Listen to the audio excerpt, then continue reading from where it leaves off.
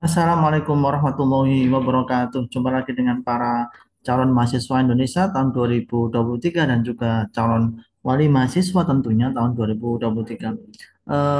Para pemirsa sekalian, saat ini saya akan mengupas ya tentang ini perbedaan antara SBMPTN tahun 2022 dan SBMPTN tahun 2023 dari sebuah portal berita yang sangat kredibel dan terpercaya dilansir oleh detik.com.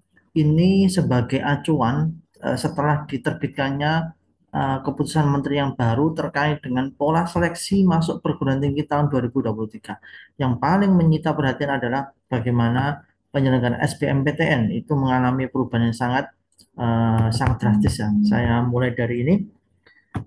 Di yang pertama, Menteri Pendidikan, Kebudayaan, Riset dan Teknologi, Mendikbudristek Nadiem Makarim telah mengumumkan bahwa seleksi nasional berdasarkan tes atau bersama masuk perguruan tinggi negeri tahun 2023 memiliki sejumlah aturan baru. Apa saja perbedaannya?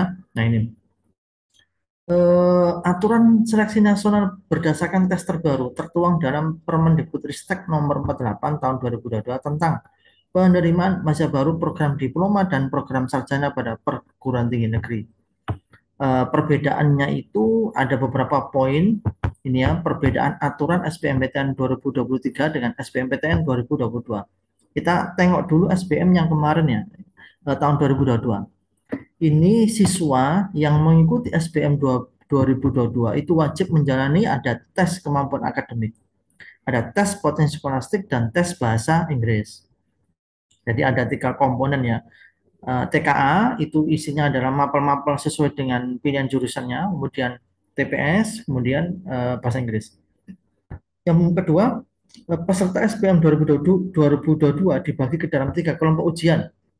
Yang pertama ada kelompok Saintek, materinya adalah TKA Saintek yang terdiri dari matematika, fisika, kimia, dan biologi. Kemudian ada ujian TPS dan bahasa Inggris. Yang kedua adalah kelompok SOSHUM, Sosial Humaniora. Materinya adalah TKA Soshum, isinya adalah mapel geografi, sejarah, sosiologi, dan ekonomi. Kemudian ujian TPS dan bahasa Inggris. Yang ketiga ini adalah kelompok campuran. Anak-anak yang linjur lintas jurusan, lintas prodi itu materinya berupa ada TKA Sosum, TKA Saintek, dan juga TPS dan bahasa Inggris. Jadi mix antara kelompok Saintek dan kelompok Sosum. Itu yang terjadi di tahun 2022. Kemudian materi dalam SBMPTN 2022 cenderung berfokus pada hafalan dan bukan penalaran yang biasanya ini banyak dilatihkan di bimbingan-bimbingan belajar. Nah, bagaimana dengan SBMPTN tahun 2023 atau seleksi nasional berdasarkan tes yang sekarang istilahnya seperti ini? Yang pertama, TKA dihapuskan. Wah, ini yang bikin ramai kemarin ya, karena sudah tidak ada lagi tes mata pelajaran di SBMPTN 2023. Sehingga peserta SBMPTN 2023 tidak lagi berfokus pada mata pelajaran sesuai dengan kelompok ujian, apakah sosum, saintek, dan campuran di seleksi masuk PTN. Yang kedua, materi tes SBMPTN 2023 berfokus pada TPS saja untuk mengukur kemampuan siswa dalam beberapa hal. Jadi materinya hanya tes TPS.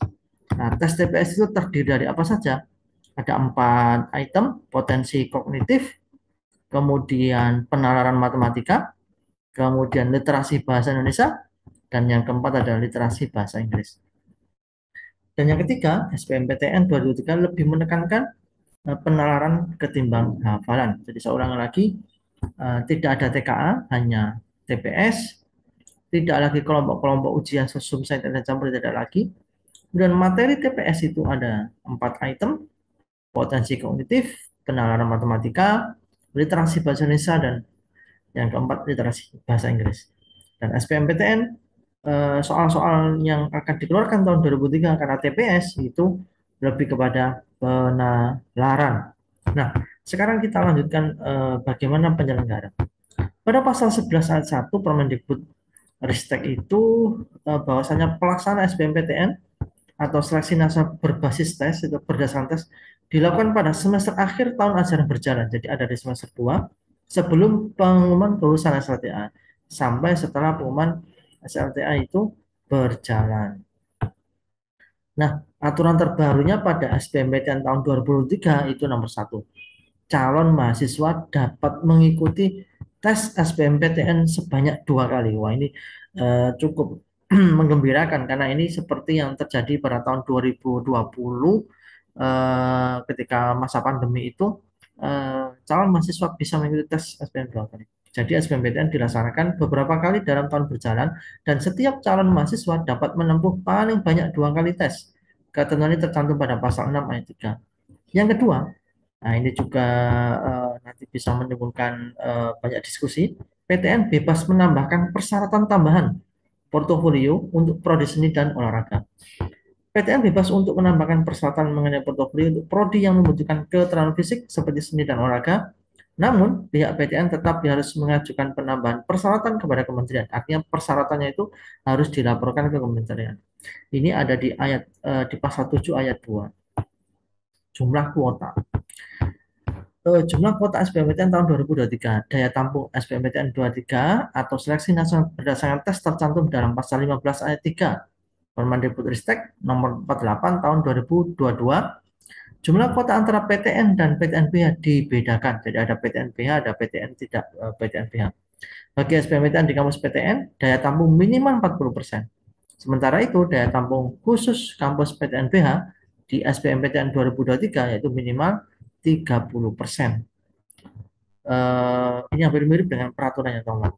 Pada pasal 16 ayat 2 juga disebutkan jika kuota SNM tidak terpenuhi maka bisa dialihkan ke SBMPTN. Jadi jika kuota SBM belum terpenuhi semua, maka bisa ditambahkan kuotanya ke SBMPTN.